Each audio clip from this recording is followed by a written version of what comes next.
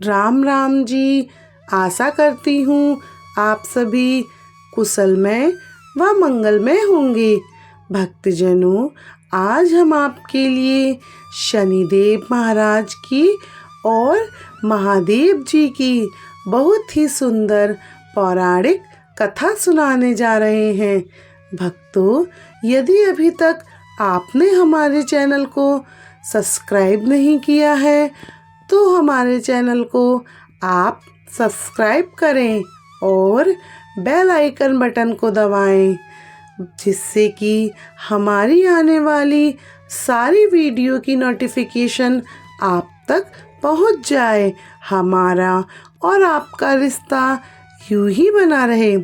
भक्तजनों, आज हम आपको बहुत ही सुंदर शनिदेव की वक्र दृष्टि की कथा सुनाने जा रहे हैं।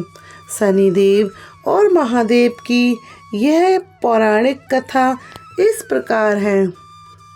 भक्तजनों, जैसा कि आप सभी जानते हैं, सनातन धर्म में 9 ग्रहों में न्यायाधीश की भूमिका निभाने वाले शनिदेव पर बहुत सारे वृत्तांत पाए जाते हैं, परंतु शनिदेव के गुरु भगवान शिव जी के द्वारा ही शनिदेव को 9 ग्रहों का स्वामी होने का भी आशीर्वाद प्राप्त है।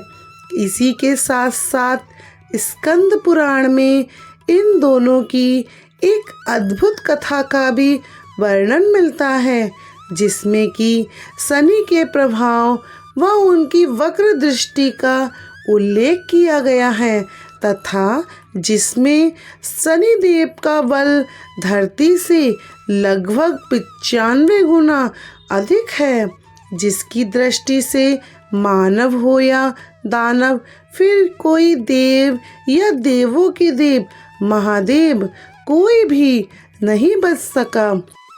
पौराणिक कथा के अनुसार एक बार शनिदेव भगवान शिव जी के पास कैलाश पहुँचे। शिव जी को प्रणाम करके उन्हें ज्ञात कराया कि प्रभु, कल से मैं आपकी राशि में आने वाला हूँ और मेरी वक्र दृष्टि आप पर पड़ने वाली है। शनिदेव की बात सुनकर भगवान भोलेनाथ अवाक रह गए और मंद मंद मुस्कुराकर कहा, हे शनिदेव, आपकी वक्र दृष्टि कितने समय तक मुझ पर रहेगी?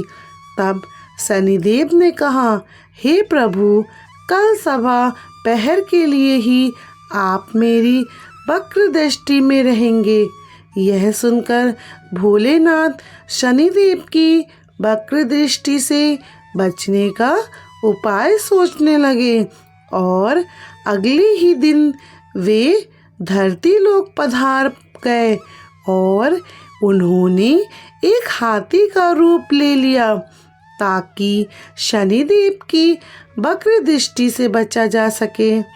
भगवान शंकर को हाथी के रूप में शबा प्रहर तक का समय व्यतीत होने पर शिव जी ने सोचा, अब सारा दिन व्यतीत हो चुका है और शनिदेव की वक्र दृष्टि का उन पर कोई भी प्रभाव नहीं हो पाया। तब भगवान शिव पुनः कैलाश वापस लौट गए। भगवान शंकर अति प्रसन्न मुद्रा में कैलाश पहुँचे तो उन्होंने वहाँ पर शनिदेव को उनका इंतजार करते हुए पाया। शंकर जी को देखकर शनिदेव ने प्रणाम किया। तभी शंकर जी ने कहा कि हे शनिदेव, आपकी वक्र दृष्टि का मुझ पर कोई भी नकारात्मक प्रभाव नहीं पड़ा। यह सुनकर शनिदेव जी मुस्कुराए और कहा कि मेरी वक्र दृष्टि से तो प्रभु आज तक कोई नहीं बचा, चाहे वो कोई भी क्यों ना हो। तब शनिदेव जी को की बात सुनकर भोलेनाथ अचरज में पड़ गए। तभी शनिदेव ने कहा, हे प्रभु, मेरी ही दृष्टि के प्रभाव से आपको शवा पहर के लिए देव योनि त्याग कर पशु योनि में जाना पड़ा। यही मेरी वक्र दृष्टि का आप पर प्रभाव था। शनिदेव की न्यायप्रियता को देखकर भगवान शिव जी अति प्रसन्न हुए। वह शनिदेव को सूर्य देव से भी ज़्यादा प्रतापी होने का वरदान दिया। भक्तजनों, यह थी शनिदेव और महादेव की कथा। शनिदेव की वक्र दृष्टि के कारण ही महादेव को पशु योनि में एक हाथी के रूप में पूरा दिन बिताना पड़ा। भक्तजनों, मनुष्य यदि बुरे कर्म करता है तभी शनिदेव उस पर अपनी वक्र दृष्टि डालते हैं। इसीलिए हमेशा हमें अच्छे कर्म करना चाहिए, दूसरों के दुख में शामिल होना चाहिए और कभी किसी को दुख नहीं देना चाहिए।